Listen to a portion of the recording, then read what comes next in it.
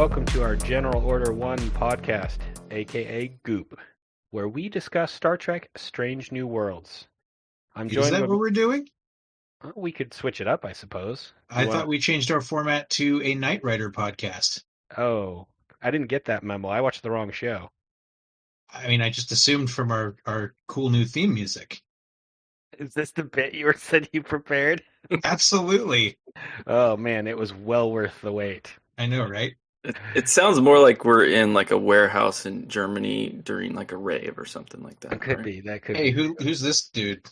Oh, so I'm joined by my longtime friend and fellow nerds, Ben. Hello. And Jason. Yeah, hi. What's your nickname, Jason, so we can get it on the record? My AKA Nuge. Yes. That's my catchphrase, yeah. It's your catchphrase? All right, cool. All right, so today we are discussing Knight Rider Season 3, Episode 7. Oh, wait, no. Did Knight Rider even get a Season 3? I have no idea. I don't even know. What do you think? Should we look it up real quick? I mean, I'm curious. We're losing so many viewers, listeners, whatever right now. We lost our 2 viewers. Yes. Actually, Knight Rider got 4 seasons. Look at that. Wow. All right. Underestimated. How'd they keep that going that long? Did in Season 4 Kit got pregnant or something? Oh my gosh! Wow. Are you talking about the reboot or the original? No, the original. Oh, okay. Oh God, they rebooted Knight Rider? Yeah, they did. They did. No. Yeah. Man. All right. Making a new show in an old franchise, that's pretty lame. Who would watch that? I know, right? Seriously. In all seriousness, we are discussing Star Trek Strange New Worlds, Season 1, Episode 3, entitled Ghosts of Illyria. So, episode starts out with number 1 doing a little voiceover, and she explains that the Enterprise is, I believe, orbiting a planet called Hedimit 9, which is an abandoned Illyrian colony. Are the Illyrians must be new? I don't remember them from any other Star Trek. Do you guys? I wondered about that too. If I just wasn't remembering, if they're like a deep cut, I've forgotten, but I don't recall any mention of them previously. I feel like it would have been something that would have stood out because of their strict, or their genetic modification. But maybe we'll get to that in a little bit. So. That's what the episode. So part of the voiceover is that number 1 explains that the Illyrians are or were, I suppose, known for modifying their genes to enhance their capabilities.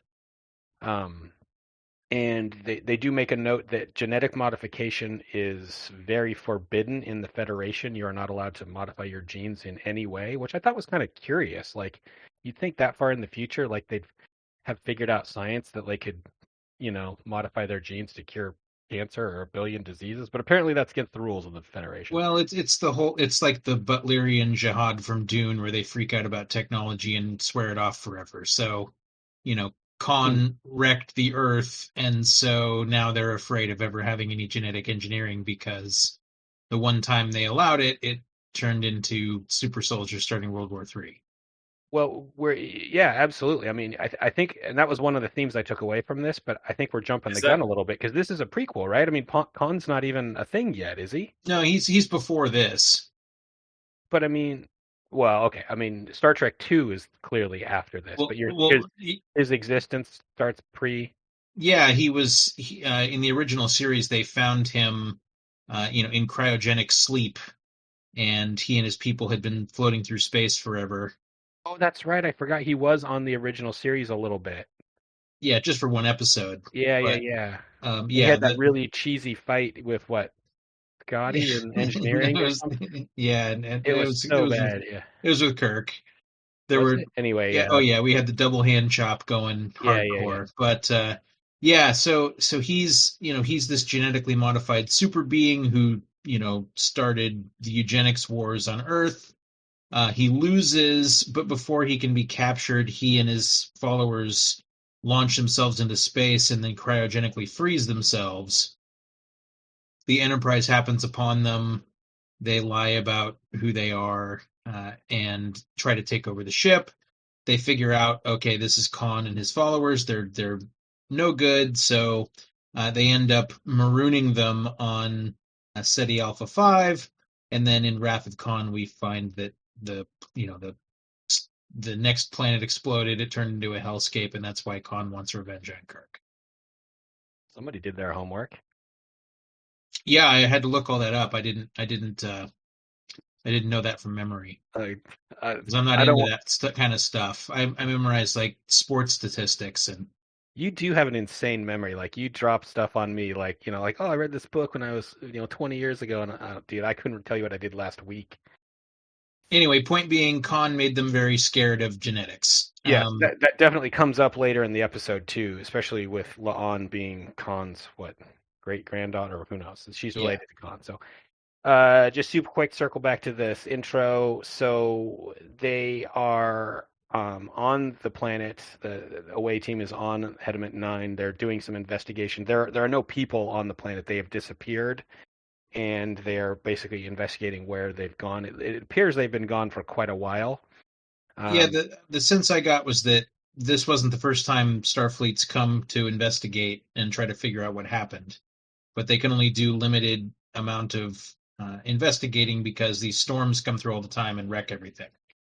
Yeah, that's basically what happens immediately. Is you have these ion storms and they interfere with the comms, so they're having a hard time communicating with the Enterprise. So they decide like, hey, this storm is coming and we need to get off this planet. It's going to be bad news. So they communicate with the Enterprise, and I don't know the transporter guy's name yet, but it's the same guy that's been in the last couple episodes, and he says, "Oh, yeah, Hemmer." No, Hemmer's the engineer. The transporter guy's like the younger guy. I don't even know if he has a name. Anyway, the point is that here, I'll do a quick looky-loo here. You look it up.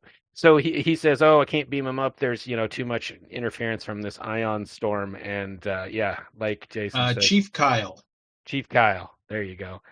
Kyle's like, "I can't beam him up. There's too much ion stuff going on." And Hemmer, like from engineering, like pipes in, like, "Hang on a second," and he like punches a couple buttons on his control panel, like doesn't explain what he does, and like basically taps in some more energy or whatever for the transporters, and then they're able to beam up the away team. And Hemmer says his line was, "I'm a genius, but move quickly." So they're able to beam up everyone except for Pike and Spock, who are left on the planet because they were underground. Yeah, so and right before they beam out, though, we get a scene of a new character, Ensign Lance. Mm-hmm. He's wearing well, I don't know what he was wearing. They're wearing like their away mission uniforms, so I don't know. They were like gray jackets, right? Yeah, they had the whole jacket, their cool leather jacket thing going. But so I don't know if we'll see him. I'm assuming we'll never see this person again. I'm guessing he was Red Shirt of the Week, but we see Ensign Lance acting awfully cagey, staring at this cabinet of stuff that he's found. So I had to watch that scene twice to figure out what they were trying to say with it, because it's just he looks in this cupboard with his flashlight, and then Pike comes up behind him. He's like, "Let's go." And I was I mean, I think all we're meant to know at that point is that there's something strange that's happening, and this is our first view into not all is well. There's some like magical yellow light crystals if you look closely, and that's where we get back into the ion storm thing. But yeah, but you bring up a good point. Like they did have different, or at least Lance did have different clothes on the away. I've never seen any of the other Star Trek missions. They don't change clothes when they go on. No, and they're really slick. Like Pike's got his like members only jacket on. I guess you know what? I'm not going to fault them because the costumers on this show are doing great. So it's been absolutely fantastic so far. So the long and the short of this scene is that basically Pike and Spock they get essentially left on the planet because the ion storm rolls in. So they're going to shelter in place while this storm passes. So the next thing we see is Ortegas in the hallway, and she's just kind of walking down, and she sees, what was his name? Lieutenant Lance? Ensign Lance. And he's like just sort of like rubbing his face on like the wall, and he's kind of like, so you see she kind of walks past him, and she's like, "Okay, what does she say? Like, whatever it takes to get your something freak like on, get your freak on." She's surprisingly okay with this behavior. Yeah. And then It's like, okay, this guy, something is clearly wrong with this yeah. dude. And she's like, yeah, whatever. He's just some ensign who's, apparently gets his rocks off by rubbing his face on the side of the wall. He did too much like space ecstasy or whatever. Yeah, Yeah. right. Yeah, maybe. He's off duty. Anything goes, I guess. But then he proceeds to headbutt the glass to try to get closer to the light, and that's when she realizes, okay, no, he's having a real bad trip apparently. So she steps in. So the next thing we see is it cuts to number one, and she is in her quarters, and she's kind of doing this. She's enjoying the light in her quarters, and I think at one point she asked the computer to turn the brightness up 25%, and then all of a sudden you see that she kind of rips her shirt, like the top of it, open a little bit to expose I don't know, the top of her chest and her neck a little bit more. Yeah. And then and all of a sudden her skin starts glowing red, like magically red, not like, she got a bad rash or anything.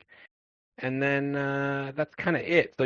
So we know at this point we know something is going on because Lance is headbutting the hallway, and number one is her skin's glowing red. So clearly something's going on. So what we see next is we're in sick bay, and basically half of the away team from this mission that went to this Hediment 9 mission, they've either burned or shocked themselves trying to get closer to light, is essentially what they determine. Dr. Obenga mentions that he found a vitamin D deficiency in all of the patients. And if you're not aware, sunlight exposed to human skin generates vitamin D. So I think the implication here is that these patients are craving vitamin D, or they're craving sunlight to get their bodies to generate vitamin D, I think is what they were trying to say. Yeah, that seemed to be the implication. And I do want to back up real quick for a second. The scene in number one's quarters. So first of all, she also has a palatial quarters. I did notice that too, that she had very large cabin, not huge. Quarters, cabin. Sorry, cabin. Yep, we're still doing cabins. That's right. So it's huge too. And I thought the ripping of the uniform was awfully gratuitous. Yeah, it didn't. We've communicated to the audience. I mean, she's literally rubbing her hands over a lamp. Yeah. We've definitely communicated to the audience that she's craving light. We get it. We're there. Yeah. And then we have this literal bodice ripper moment of her having to expose more flesh to get the. I mean, it seemed a little bit. Yeah. I mean. She could. I mean, it's Rebecca Romaine, so I mean, they probably want to. I get we're gonna. I guess. Right. I mean, I'm surprised that she didn't, take her whole shirt off and just, rock. Well, frankly, that would have been more natural. Right. If you're I need to get light on my skin, I don't know that your first instinct would be, I'm going to literally try to tear my shirt off. Especially when you're in your own quarters alone, when you just, right. Just take it off. So it seemed a little bit contrived and look at this. She's ripping her shirt off. Anyway, it just seemed a little bit much. Anyway.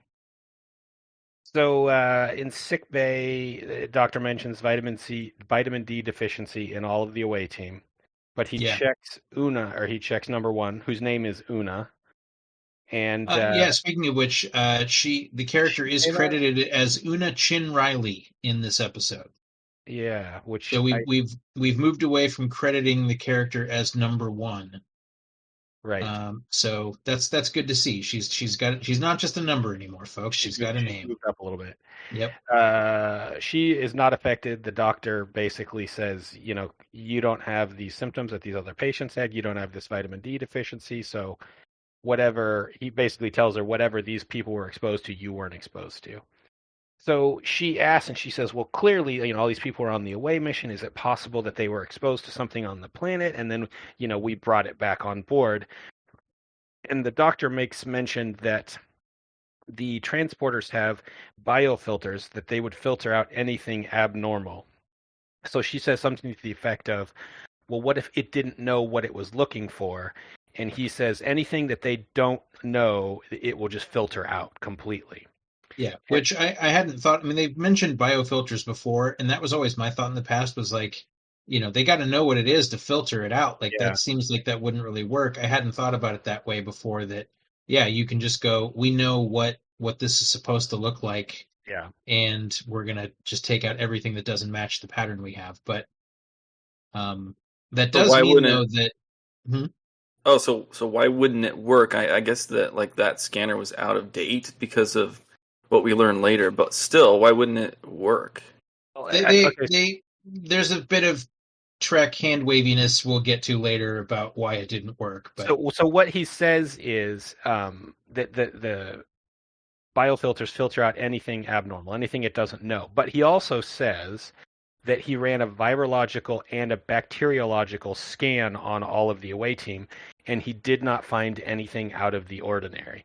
So what they're setting the stage here that this really couldn't have come from the surface, because they've gone and they've checked everything, that there's not really a method of transport, that this could have come from the surface through the transporters. What we come to find out later that there was something, but they're doing due diligence and saying that it would be unlikely that this came up because we have these safeguards in place. Gotcha. So we cut now to number one, or I guess we can call her Una now, and she is in engineering with Hemmer.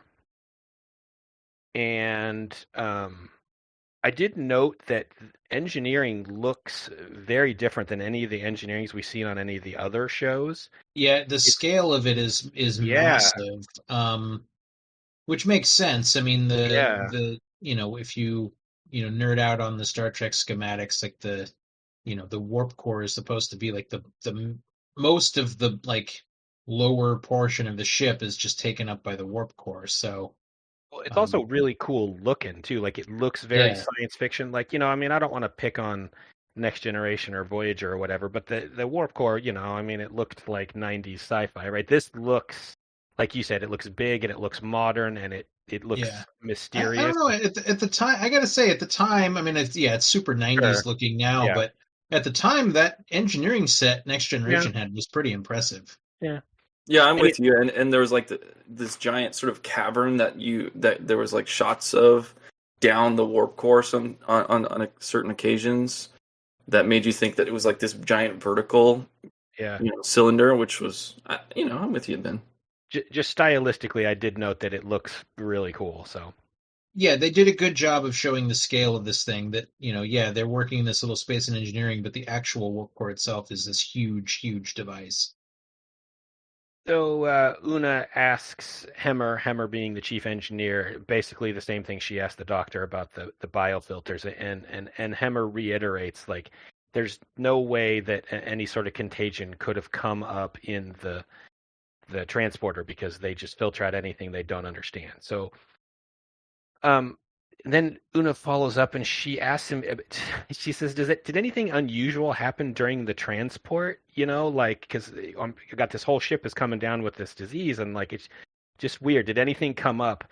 And he doesn't mention like his emergency power boost. He doesn't mention his genius move. He's just like, no, everything's good. Yeah, it's totally normal. Yeah. I was like, really, dude? Like, well, and she specifically says, hey, we're beaming through these ion storms. You were having trouble getting a lock. Isn't it possible like something happened? And he's kind of like, well, sure, I guess anything's possible, but no, I don't think so. Like, stop questioning me. Yeah, and she basically hammers him, and he says, okay, fine, I'll run a level 5 diagnostic on everything, but it will take all night. Yeah, and he literally just says, like, if it'll make you feel better, then I guess I'll do this. Like, wow, man. Yeah, he's a little condescending to her.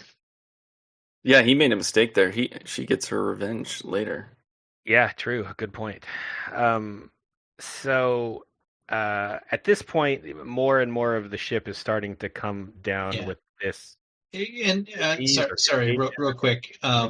We talked about, Hemmer was going to have a bigger role later.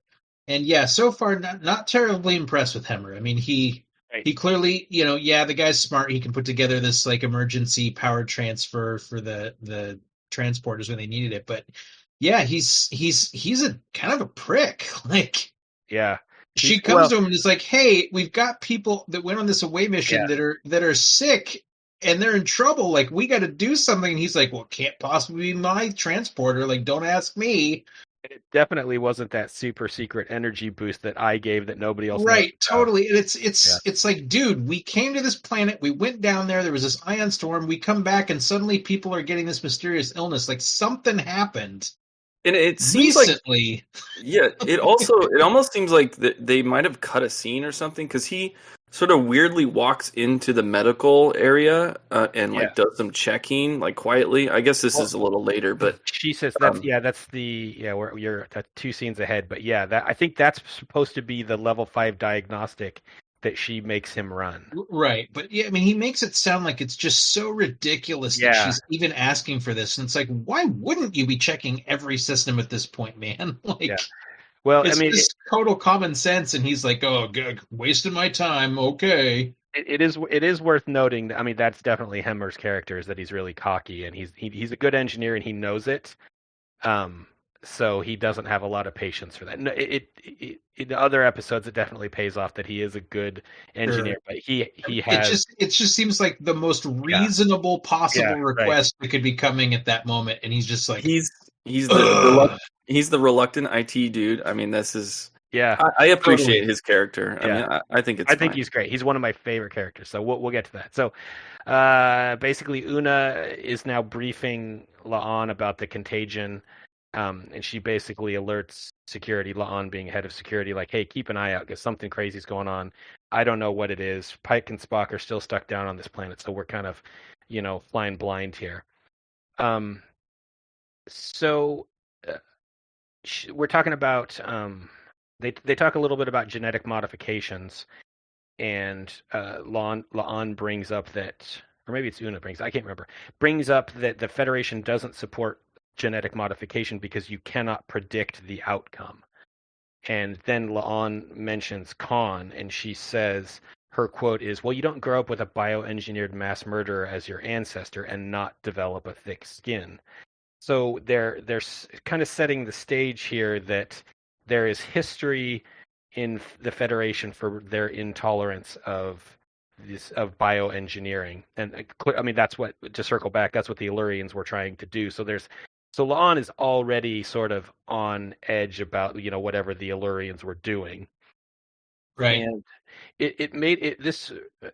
I made note in the pilot. Remember where La'an beams down, and after Chapel gives them that essentially the disguise that affects their their face, so they can blend in. Yeah, I would think that would be like she's super adamant against bioengineering. Like, she's like just not having it. Yeah.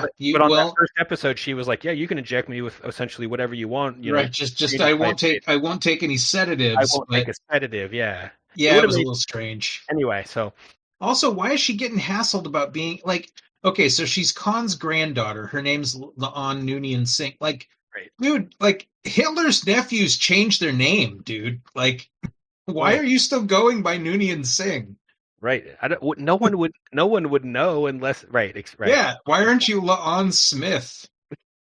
That's a good idea. Oh man, I hope in season 2 they change her name. That'd be great. Yeah.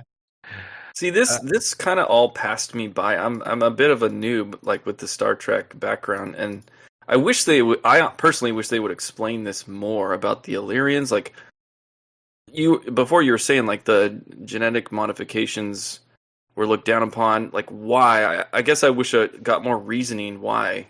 I think that's the history. That's kind of the beauty of this. I mean, so this is the 11th Star Trek show, so there's a lot of history there, and I think you get a little bit more out of the show if you know the history. You know the history of Khan, and but it's not entirely necessary to the plot. Like, you still understand the show if you don't have 40 years of backstory. And I think they've got a limited time that they couldn't go into all of it. But yes, I see what you're saying, that basically in the Star Trek canon, like, everybody who was like genetically modified ended up trying to take over the world. I guess you do bring up a good point because they don't even mention, or La'an, they don't mention Khan. I mean, she mentions that her grandfather was a bioengineered mass murderer, but that's it. They don't go into any explanation. So if you don't have that Yeah, they backstory, definitely are assuming that you know who Khan Noonien Soong is and what he did. have you seen Star Trek? Which is a bit of a big assumption because even if you've seen but I just know his first name, Khan. I didn't know his last name actually. Well, you would never get any of that from watching Wrath of Khan. You wouldn't. I don't even think you get that from the first 2 episodes. In fact, I think you and I talked about it on the first episode that the only reason I looked it up was because her name sounded weird. Right. It's not like she starts the episode, looking at a picture of her grandpa on her iPad, right? No, they don't make it terribly obvious. You have to kind of, if you know the backstory, you're like, oh, okay, this is Khan's granddaughter. Yeah. But if you don't, then yeah. And I don't really even mean like I need to know that her granddad was Khan or anything like that. I wish there was more, on the text explanation about the reasoning why they're so against genetic modifications, or at least the Federation is, like, just some clear setup for flesh it out. So basically the whole theme of the show, which is bigotry and like prejudice against a certain type of activity, or I guess it's a race of people. But yeah, it's basically that when there was genetic modification in Earth's past, they ended up turning into Nazis and trying to take over the world. Yeah, that's fair. That's essentially what you need to know, right? So now we cut back to sick bay, and La'an has now developed the same vitamin deficiency. She's experiencing the same symptoms as the landing party, but she wasn't on the landing party. So whatever is going on now is propagating about the ship. Ubenga mentions that whatever is going on isn't being passed by any traceable viral or bacteriological means, which we already discussed briefly. And I thought this was interesting, was Ubenga basically recommends a full lockdown. So he recommends to the acting captain, he was like, I don't know what's going on. Everybody's getting this. You need to essentially lock everyone in their quarters. And as far as I know, that's the first time I've ever seen like a doctor like have that much sway. Yeah, well, I mean, yeah, we haven't seen anything like that where, everyone's confined to quarters. Like even in TNG, like Crusher could barely get Picard to, sit still when he was sick. Like, and now all of a sudden, like the doctor's just like, all right, everybody stay in their quarters. But it makes sense. It's just, I'd never seen it before. Right. So Una initiates a level 5 lockdown, and everyone is confined to their quarters or their respective work areas. So, by the way, we now have a level 5 diagnostic and now a level 5 lockdown. Oh, good point. I didn't. I mean, do they even have level 1 through 4? It seems like they just go straight to 5. Go straight. Yeah, good point. We see Pike and Spock are on the surface, and Spock has done some research, and he has determined that the Illyrians really, really, really wanted to join the Federation. So much so that they were in the process of de-engineering themselves. They were trying to remove these genetic modifications because they really wanted to join the Federation. So he finds this on some records. So again, we still haven't seen any actual Illyrians yet. But we know that they were trying to do something because they wanted to join the Federation. And right about then, they look out the window. They're in the library, I believe, and the ion storm is rolling in. And you see like these kind of electricity, like dragon-looking things out the window. So things are about to escalate. Yeah, Spock and Pike being trapped and isolated on this planet. I mean, this is a bit of where this show kind of structurally is missing for me at this point. I mean, only a few episodes in. I really liked episode 2, by the way, but this episode kind of fell short a little bit. And Spock, we know, survives, right? This is a prequel, and also this main story with the captain about him seeing his future gives us this sense that like he's kind of invincible. We just we have no like threat there. There's no like he's got impenetrable plot armor for 10 years. Plot armor, exactly. So I guess it's fine in this episode because they take those people off the ship, and then so the real threat is on the ship, right? In this episode. Interesting. I didn't think about that. They purposely isolate the two characters that are. See, and I had a bit of a different take. I mean, I think that's probably part of it. That helps them with ratchet up the tension a little bit because now they could potentially blow up the Enterprise. The two guys we know are going to live aren't on it. Yeah, at least technically speaking, yes, these people could be in real danger. Yeah, well, Uhura's there. And I guess Uhura. Yeah. Chapel survives. We know that too. Yeah, but my take was we're getting our two big heavies off the ship for this episode so that our other characters have something to do. This is, clearly this is like the Una centric episode. We want Una to be in charge, so Pike can't be there, and we want Dr. Mbenga to be working on stuff. We want Nurse Chapel. We want some other people to be figuring out what's going on here. If Spock was here, he'd just figure it out, and that would be it. So we're going to put Spock down on the planet too. Yeah, and so they can only really do this so many times where they're taking these other characters, these characters that we know what's going to happen to them, or they're like they plot armor away from what's going on in the main. Yeah, it's a little contrived, but I'm glad we're getting some screen time for some of these other characters, particularly Dr. Mbenga, who was barely there in the first episode and then was completely missing in the second one. It's nice that we get a nice introduction to him now. He gets a real nice character arc coming up, so yeah, absolutely. Yeah. The only other thing, and I don't want to dwell on this too much, is they could have had Pike and Spock come back and basically just get knocked out with the disease and just had them unconscious in sick that's bay true. Instead of leaving them on the planet. But that's okay. Well, they still give them something kind of heroic to do. Yeah. So we cut back to sickbay, and we see Hemmer walk in, and he is doing a scan. The implication being this is the level 5 scan that Una wanted him to do. Sickbay has now expanded because pretty much everyone on the ship is infected. Uhura's roommate, they make note that Uhura's roommates are now sick, but she was not. Yeah, there's kind of like an establishing shot we see here where they like kind of zoom out and mention that they've had to expand sickbay, and it's huge. They've got like a whole second story, and so I don't know if that's overflow area for sickbay all the time or if they rigged something up, but they've got a pretty massive space for sickbay.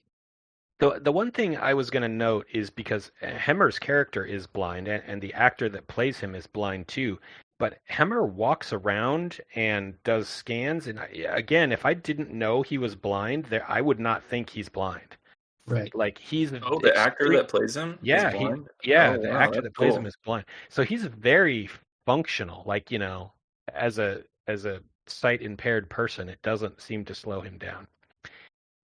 So we see that Hemmer wants to investigate the medical transporter, but the doctor is very reluctant, and he says, I have research in there.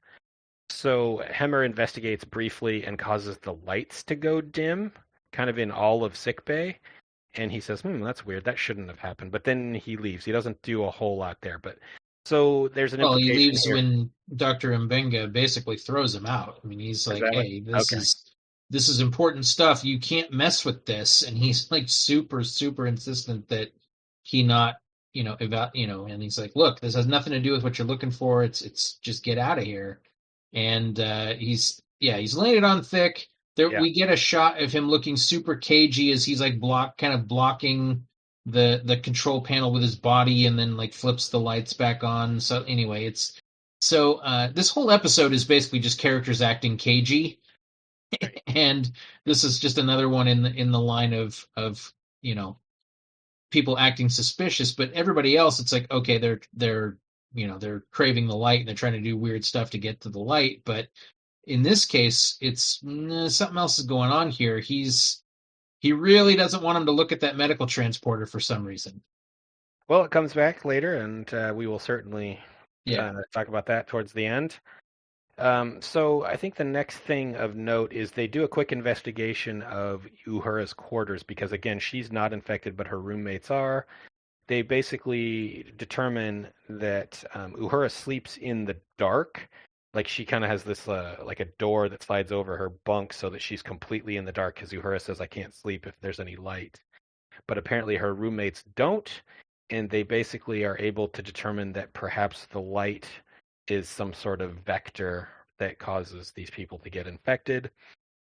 So they go back. But here we go. Though we've talked about, we've spent a lot of time talking about the cabins, but here we go again. So we've seen Pike's cabin, which is basically like a Central Park West penthouse. Mm-hmm.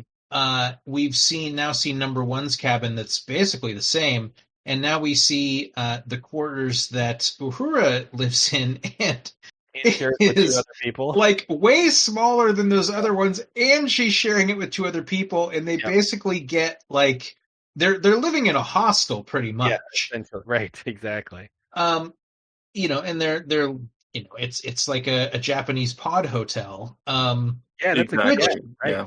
Which is totally the kind of space you would expect on a ship. Like if you go on a naval vessel, yeah, right, or anything. Like, the accommodations are not big. They're using, everything's very small. So this is exactly kind of the accommodation I would expect to see for the crew of the Starship Enterprise.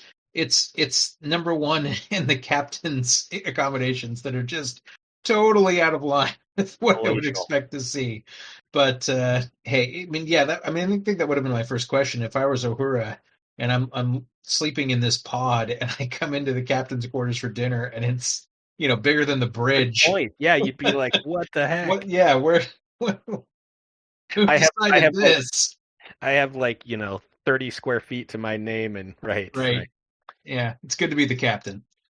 So Una basically determines that this is related to light, whatever this infection. So she goes back to sickbay. They're able to determine that this contagion that has taken over the Enterprise travels on light. It's not bacteriological, it's not virological. Whatever it is, travels on light. So they ask the doctor, we're like, well, what the heck? How do we treat this? And he basically says, I think we're going to have to sedate all these patients. Because his suggestion was to turn off the lights on the entire Enterprise, because that will prevent the spread of this disease. But if he turns off the lights to the entire ship, then the people that are affected or infected they'll be very angry and uncomfortable. So they decide basically to sedate, I don't know, half the crew or quite a few people, and then turn off the lights. So there's a cool exterior shot of the Enterprise, and you see like the lights on the entire ship just turn off like one by one. So there's a cool CG effect there. Yeah, so basically Mbenga's running a like light addiction methadone clinic at this point. Right, exactly. So we see, and we circle back to Hemmer, who is in the transporter bay, and he is trying to beam up iron sulfur alloy from the mantle of the planet. And Una asks him, she stops him. She's like, what the heck are you doing? She says, it's 10,000 degrees. And Hemmer says, yeah, I know, it's great. I want to feel it on my skin. And so she phasers him and essentially knocks him out. And then she picks him up and she carries him like a boss. Like she picks him up like it's nothing.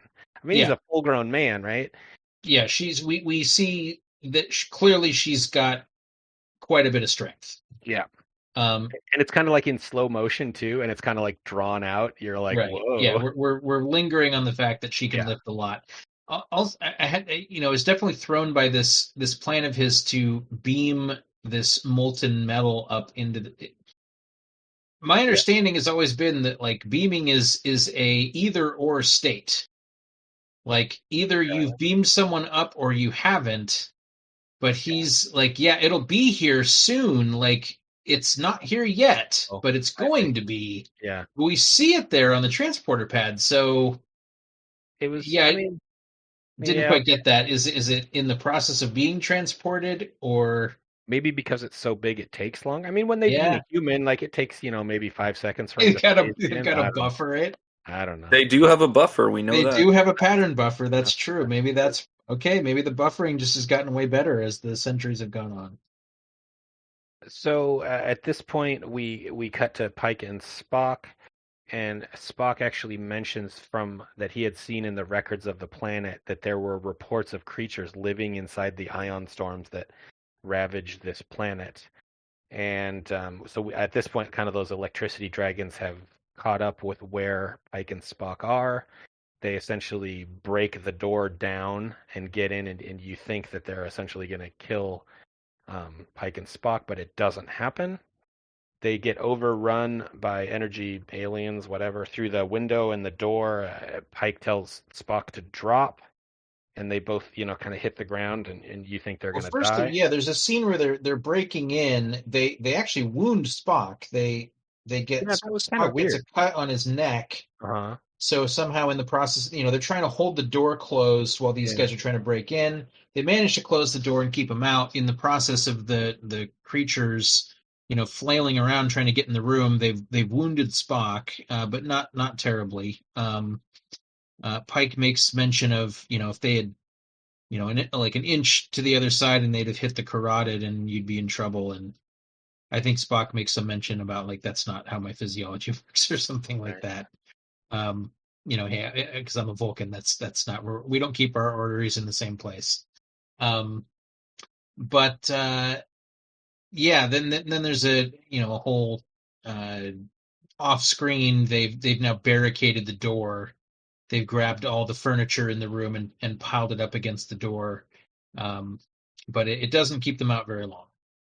Right. So it cuts at this point, and it comes back to Pike and Spock here in a second. But so sickbay, or Una basically walks into sickbay, and she's carrying Hemmer, and she asks Ubenga if he found anything in her blood, because he asked her for a blood sample earlier, and she says that she's immune, and like the doctor doesn't like question that. He's just like, yeah, okay, whatever. But she goes on to mention that she is an Illyrian and she is bioengineered. So I think now wasn't that was the okay, I was getting confused about when there's a couple of different times where she has an encounter out in the ship and then comes back to sickbay. So she mentions, I mean, I don't know, what are we, halfway through the episode, maybe a little more, and she mentions she is an Illyrian and she is bioengineered. So I assume she knows that she's immune. Like that being an Illyrian, that's something that she just knows. Yeah, she says that her immune system has been altered, and so whenever it encounters as a disease, it's able to just immediately burn it out of her body. That's the benefit of being an Illyrian, is that that's really one of her genetic modifications. Okay. But she has to rip her clothes off first, though. That's how you kick it. That's how you get it in. You kick it into high gear. Yeah, it doesn't work unless you're showing a little skin. So she basically asked the doctor, if she found anything in her blood, and he says no. And she says, okay, well, I'm immune, so can you take my blood and take out whatever antibodies, and can we give those to the rest of the crew, because this is getting out of control? I'm basically the only one left. I think at this point, like, Chapel has come down with it too, so we're even running out of doctors. So the doctor basically says that there's no antibodies in your blood. Like, this isn't a thing. And he says even if there were, we can't mix human and Illyrian blood. The physiology just won't work. So he basically says, your body is protected because you're an Illyrian, but there's nothing that I can do. I can't work up. Yeah, he says basically you don't have antibodies, because the second your immune system comes in contact with this thing, it just burns it away. So apparently he says something like you create these antibodies and then they're immediately destroyed. So he says, if we could get a sample from you, in the moment when you were infected, we could have potentially created some kind of antibody from this. But, since the moment has passed, you're now immune to this, we can't do anything. I do think there's a cool line where, because again, the Federation is very anti bioengineering. He says, or I think she asked him to come up with an antidote from her blood. I know it's against regulations, but we got to save the crew. Ubenga says, I don't care about regulations. If I could, I would do it and save the crew. This isn't about regulations. I literally cannot do what you want because your blood doesn't have what I need. Yeah, she's operating under the assumption that he's kind of horrified by this idea of mixing the Illyrian blood with theirs, and that he's rejecting her idea because she's an Illyrian, and he makes it very clear, no, if this would work, I'd do it in a second. I'm a physician, but it's not. It just can't be done. So sorry. So right about then, the computer does an audible alert and says that there's a warp core breach. So Una has to run and essentially put out a fire and engineer, not a literal fire. She goes to engineering, and there's La'an, and she's trying to get all of the light from the warp core. So first we had Hemmer trying to beam up the mantle to get more light, and now La'an is basically, wanting to become one with the warp core because it's so bright. I thought this was actually an interesting scene because Una and La'an fight, and I mean La'an is a security chief, and she's it's not much of a fight. Well, I don't. Una holds her own. I mean, I'm saying La'an gets kind of just tossed around like a rag doll. Yeah. So there's a really interesting scene, like after I think La'an is on the ground and Una gets in her face and she's trying to incapacitate her, and La'an calls her a monster and an augment. Like so La'an has very visceral feelings about the idea of a bioengineered or an Illyrian on the ship. So I mean, it circles back to her grandpa being Khan, and she's vehemently opposed to bioengineering. So this is going to be a part of her character moving forward, is that this is not something she is on board for. Yeah, and so what she's done is she's turned off the containment of the warp core. Right. So there's going to be a warp core breach, and yeah, they'll get a lot of light, and then everyone's going to die. But that just seems like the kind of thing you wouldn't. Why would you have a turn off the warp containment button? It just seems like a bad idea. Well, especially, I mean, for La'an, because she's a chief security engineer. Like maybe the chief engineer has the override codes, but you're not going to give that to. She's chief of security. I mean, sure, maybe she's got access, but why on earth would you ever want to turn that off? It just seems like. There should be like 75 safeguards in place that makes it so that you can't turn it off while the warp core is engaged. Anyway, it just seems like they need some basic safety protocols on the Enterprise, as always. It is worth noting that after La'an basically insults Una, Una just straight up just knocks her out. I think she just punches her or whatever, and just is like, I'm not having your crap anymore. So the next scene, and now we're back to Pike and Spock on the surface. Well, hang on. First, we see after she knocks her out, she goes to kind of stop the warp core breach, and at that point, there's like a radiation alarm, right? Oh, I didn't write that down. I'll take. Yeah, there's like a radiation alarm because the warp core is partially not contained. She's putting containment back up. And while she does this, like radiation basically sweeps the compartment they're in, and she does her glowy thing again. Okay. So Una, starts turning, she looks like the bad guys in Iron Man 3. She's got like lava skin and turns all glowy. Okay. Yeah. And then it cuts away. That's the end of the scene. So we're getting to the scene that I had some questions about. So all right. So the next scene is Pike and Spock. They are still on the planet. The plasma creatures, whatever they are, Iron Storm dragons, whatever, they have broken into the library that they were in. And you thought that they were going to get killed because that's where the last scene ended. But instead, the plasma creatures have basically gone to extreme measures to cover up and protect Pike and Spock from the ion storm as it passes over them. Yeah, Spock makes mention that the ion storm will destroy any organic life. Oh, okay. If they come into contact with it, so it would be bad. Whatever these lightning dragons are, have basically just saved Pike and Spock. So Spock makes mention that he thinks perhaps these ion or electric dragons, whatever, that perhaps they are the colonists, perhaps they are the Illyrians, and that this is what happened to them. That's why perhaps this planet is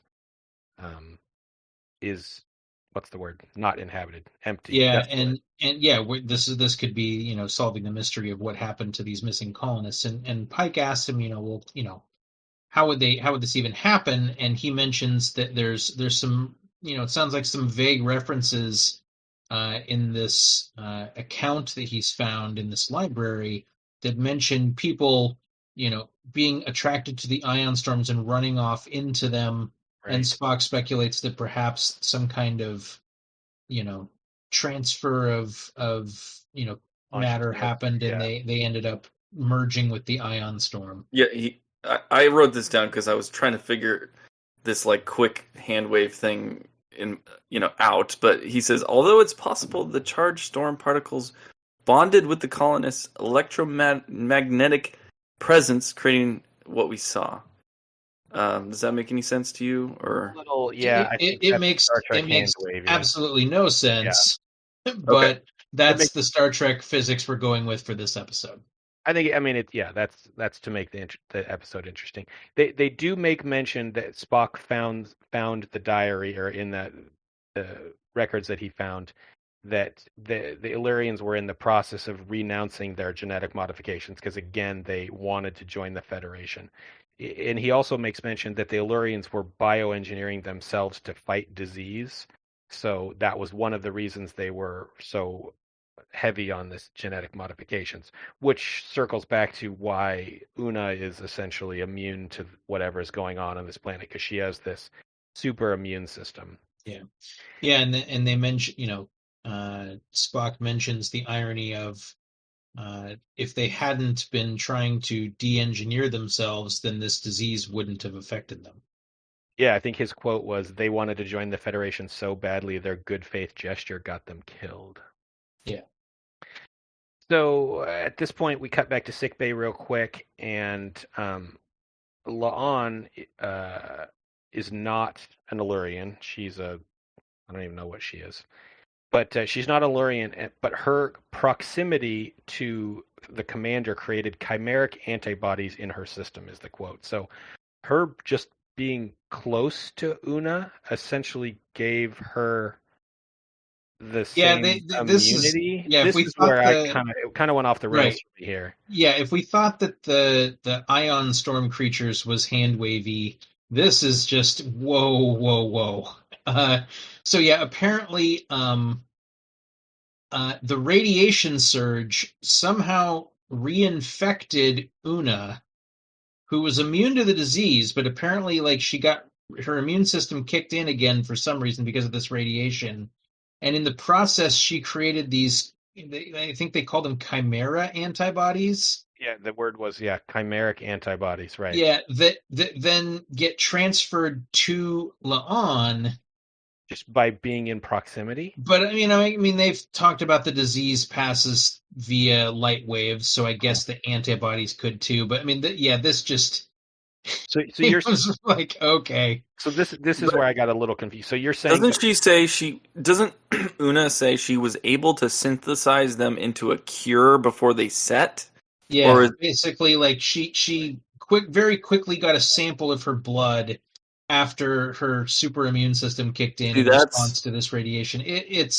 That's where I had an issue. I could see it happening accidentally because they're like wrestling around and fighting, and maybe it happened. But she she synthesized a cure in the moment and whatnot. So I don't know. I'd be fine with that. Yeah, this was very, very like, okay, we're wrapping it up and everything's fine.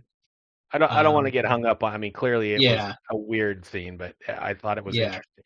So literally, all you have to do is kind of stand near an Illyrian, and you're good. Like, all right. Yeah. So it was hand wavy. Yep. So we cut. The next scene is Una and La'an. La'an has now recovered, and they are in the mess hall or 10 forward. I don't know. I did note that it's completely empty, which I thought was interesting, and the lights are kind of dim. And they're basically having, essentially a philosophical debate. And La'an, reiterates that she hates augments because of her violent grandfather. So we're really hammering home how opposed La'an is to bioengineering. So she's clearly going to have an issue with Una moving forward. But to be to give her credit, she has an out. Yeah. Una kind of sits down. Hey, can we talk? And La'an says something along the lines of, do you want to know if it was me or the disease talking? And Una says, well, yeah, I do. And La'an's like, hey, it was both. Like, I can't blame this on the disease. This is how I feel.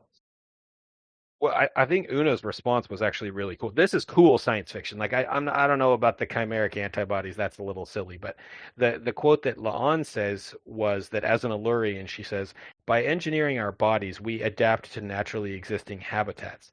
Instead of terraforming planets, we modify ourselves. So as a science fiction like concept, like that's cool. Like instead of going in and changing like the whole environment and atmosphere of a planet, like what if we just modify ourselves that we breathe nitrogen instead of oxygen or whatever? So I thought that was a cool concept. So maybe we'll see more of that in the future. I don't know, but that was her response was, hey, we're not all bad. We're not all like your grandfather or whatever. So yeah, and just the whole idea that this technology is just evil and will always lead to evil outcomes is just kind of ridiculous. Right. Yeah, and Una, I think, says strawberries are her favorite food in the scene, which I think is funny, just hinting at like GMOs and stuff. So you think that's what they were? Oh, interesting. Okay. Really? No? Okay, I may be way off base, but I thought that was an obvious reference to fruit being genetically modified and the conversation around like GMOs being evil and all that stuff. I thought you just liked strawberries. Oh, okay, maybe. Either way, it's the so at this point, Una's wrestling with herself. She's in Pike's quarters, and she basically admits that she lied to get into the Federation. She committed a Federation offense, and she says, she hands in her resignation. And Pike like doesn't even really think about it. He just kind of looks at her. He's like, rejected. Yeah. And she's like, what? And Pike's response is, Illyrians are severely misunderstood. You let me worry about Starfleet. So I don't know if the implication here is that he's going to like sweep this under the rug or if he's just going to go to bat for her. But I mean, it sounded like go to bat because she asked him specifically, what are you going to do when Starfleet finds out? Yeah. So it wasn't, hey, are we going to try to keep this quiet? She's acknowledging there's no way Starfleet's not going to learn about this. Because the entire crew knows, right? Yeah. I mean, there's no way to keep it. Yeah. No. He says he would welcome the conversation. Yeah. And this is again, I really like Pike as a captain, and you start to flesh out his I don't know what the word is, because in the last episode I think we determined he's not a good diplomat, but he's very charismatic and he's with his people. I think he's very good. So he's very loyal to his people. Yeah, he basically tells Una like, don't worry about it. Like this is on me, not on you. Which is, I mean, but great. He also says you defy every stereotype the Federation has about Illyrians. So to me, it's sort of like he's being consistent with the Federation's like bigotry against Illyrians, in the sense that this is one of the good ones, so to speak. Yeah.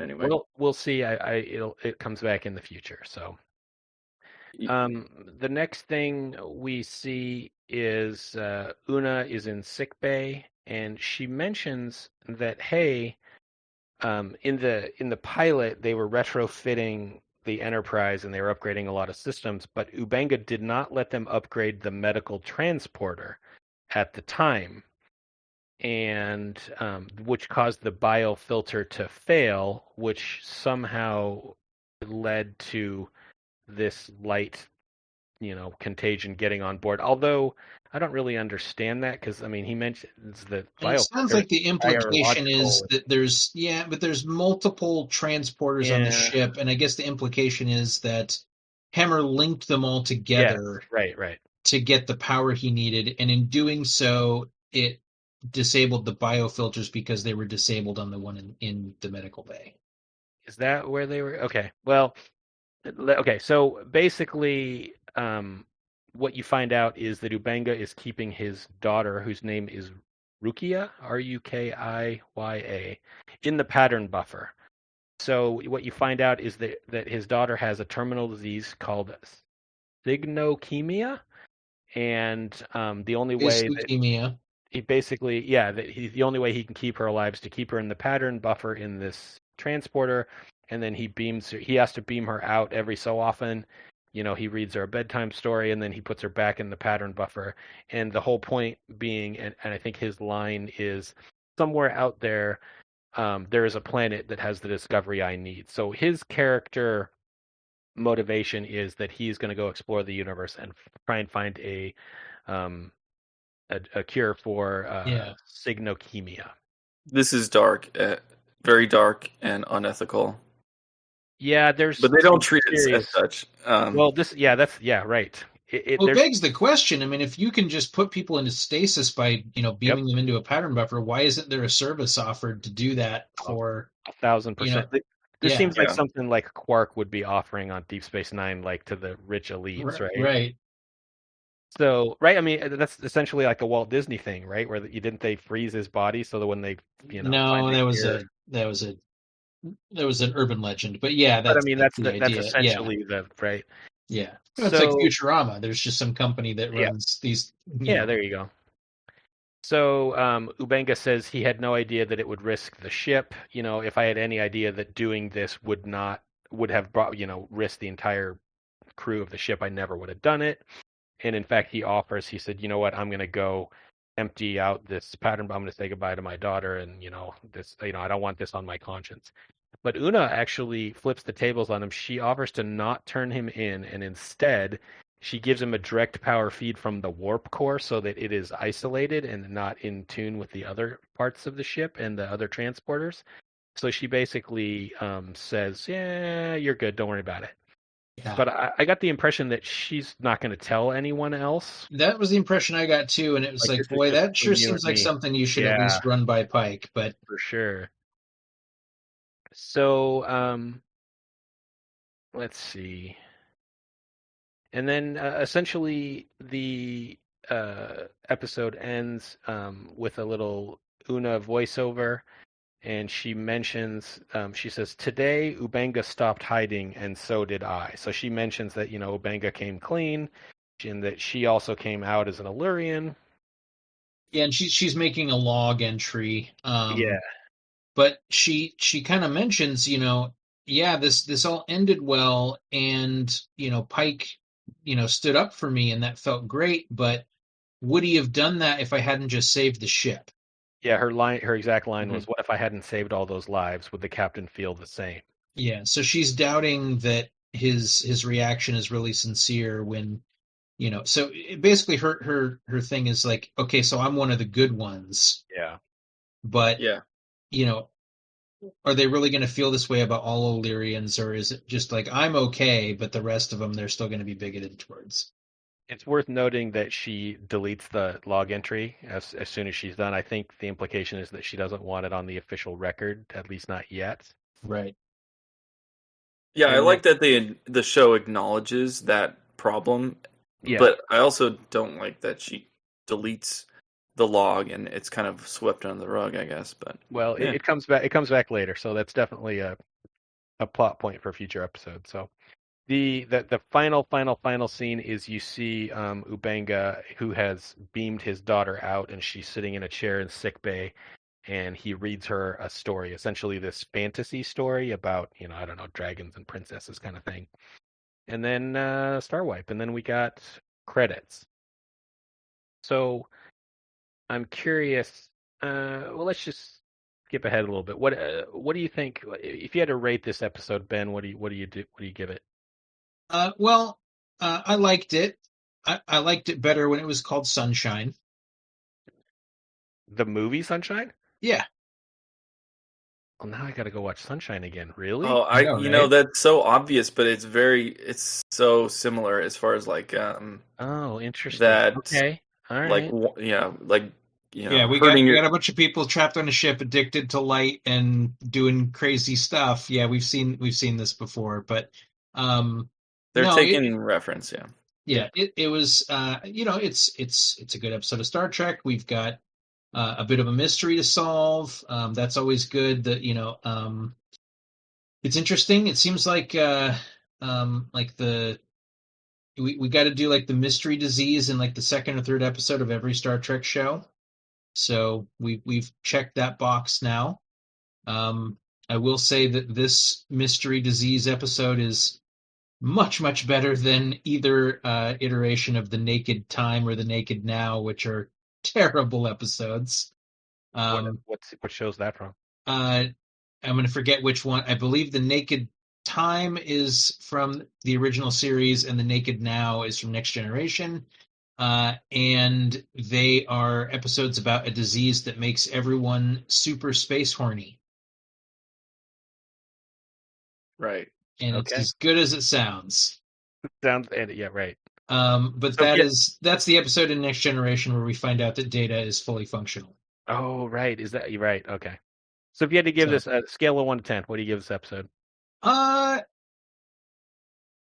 going to stick with my 7 out of 10. I mean, I know I'm kind of a broken record on that, but yeah, so far, I mean, I'd say this is above average. It's certainly, again, this feels like Star Trek. I'm enjoying this definitely more than I did Discovery. I think they're back in the saddle, but I haven't seen anything yet that really is standing out as really fantastic science fiction. They're retreading a lot of ground that we've tread before. But again, it's well done. The acting is good. Like we said, the costuming and the effects are great. The show looks amazing. Anson Mount is super charismatic. Anyway, we're looking good. 7 out of 10. 7 out of 10. Jason? Yeah, I do want to say that I watched episode 2 just before this, just to kind of refresh myself, because I did watch like the first episode and a half a while back, and I liked it, but I didn't get that much into it at the time. But episode 2 is really great. I really want to just say, like, I really enjoyed that. The focus on Uhura, the sort of like slimmed down, focused story in that was really great, and the visuals were awesome. This one I thought was a downturn in the quality. I would give this like 6.5, pretty solidly above average, I guess. But like you said, Ben, like it's very there's an outbreak on the crew. There's something, it's like light and dark, like it's light, it seems kind of lazy, this sort of setup, and it doesn't really connect with the Illyrians and the genetic modifications as much as I would like. I would like them to dig into the genetic modification aspect of the sci-fi more, but they didn't really dig into any specific area enough for me to be satisfied. It just seems like it had a lot of too many ideas that they didn't explore very well. So yeah, it's solid, a bit above average, I guess. I think, I agree with everything Jason said. I think there were some really cool concepts here. I really like the idea of a disease that is not bacteriological or biological. Like there's a new vector that this thing can be transmitted by, something that we haven't seen before. So I thought that was cool. The idea of Ubanga keeping his daughter in the pattern buffer to keep her alive, like that's a cool, plot device. I think the fact that Una is an Illyrian and that she's, essentially got a dark past that she's kept from Starfleet, I think those are all cool ideas. But I really kind of lost it when it was like, okay, well, Lon was standing close enough to Una that now she's just cured with these magic chimeric antibodies. So there were some really cool science fiction themes in this episode. I just thought the execution wasn't fantastic. That line where Una talks about they modify their bodies instead of the planets, like that's a cool idea. There's a lot of cool ideas here. I just thought that the execution wasn't great. It was a fun episode. I liked it. I'm going to give it a 6 out of 10. Okay. So I'm kind of regretting my 7 now. Yeah, I'm okay. I think the 7 was too generous. So I think my biggest issue is this is not the episode where you reveal that Una has this background. If we're going to dig into that, like we really need to dig into it. Like, right. It's felt so convenient, right? Like we are exploring Illyrians, and then suddenly, like that's the thing that she reveals exactly. It could have been any number of alien species. It could have been any number of things that they were exploring that caused her to have to reveal herself. It just felt super, convenient on that. We didn't. I mean, maybe we're gonna circle back to this, and I'll get more later as the season goes on. But yeah, we just didn't have much time to really dig into this. We've had episodes like this before. In DS9, there was that whole plot point where Dr. Bashir turns out to be genetically modified. Oh, I forgot about that. Yeah, good point. And we had an entire episode of just dealing with the implications of that. And, we find out at the beginning of the episode, he kind of gets outed that he's genetically modified.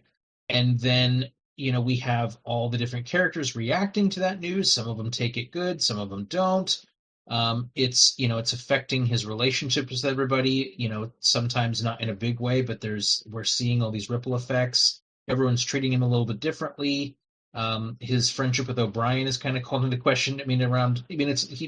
O'Brien kind of makes light of it, and it's mostly around was he letting him win at darts this whole time? It's right. But there's a deeper implication there. O'Brien's basically like, hey, you've been lying to me this entire time, and I don't know if I can trust you now. O'Brien doesn't make friends easily to begin with, and now anyway, the point is there's a lot of time to spend on dealing with the implications of all this. Whereas in this episode, the focus of the episode is on this disease and trying to figure out what's going on and save the day. It didn't have time to breathe. So I hope we get more later in the season. So Ben, you haven't watched more beyond this episode? No, I've been watching them as we go. So okay. Yep. So each time we film an episode, we record an episode of the podcast. That's the first I've seen of the episode. Gotcha. I'm kind of jealous. I think it actually works out good because I have a slight, because I've seen all of them, so I sort of know what's coming up. But it's interesting to hear you watch it, in essence. Yeah, I think that makes for an interesting cool dynamic for our conversation. That what's coming and I don't is a little bit, makes it interesting. The genetic modification thing is so rich and so interesting. It has to come up more. So I hope so. Yeah. Star Trek said it's best when it's basically a morality play. Right. 100%. And it's an excuse to get into philosophy. I mean, that's why Patrick Stewart was so damn good as Captain Picard. Yeah.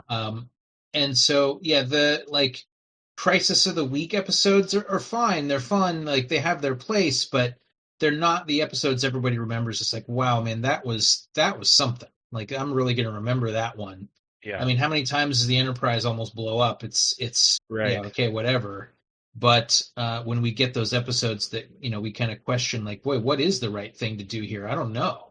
Right. That's when it sticks with us. So I think they could have done better with this issue than sticking it in an action episode.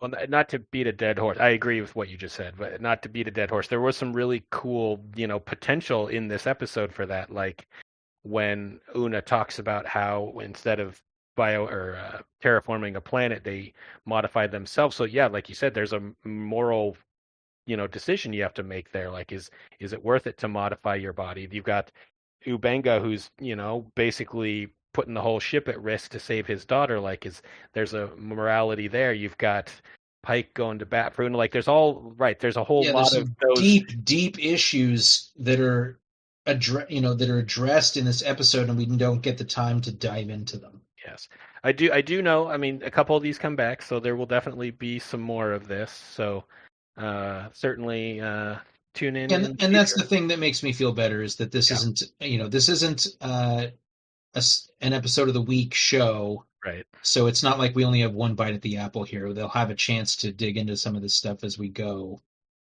But yeah, it just seems like a missed opportunity. So that was episode 3. 7 more episodes in this season. We will be back, I don't know, probably about a week with the next one. All right, can't wait. All right. We'll talk to you guys then.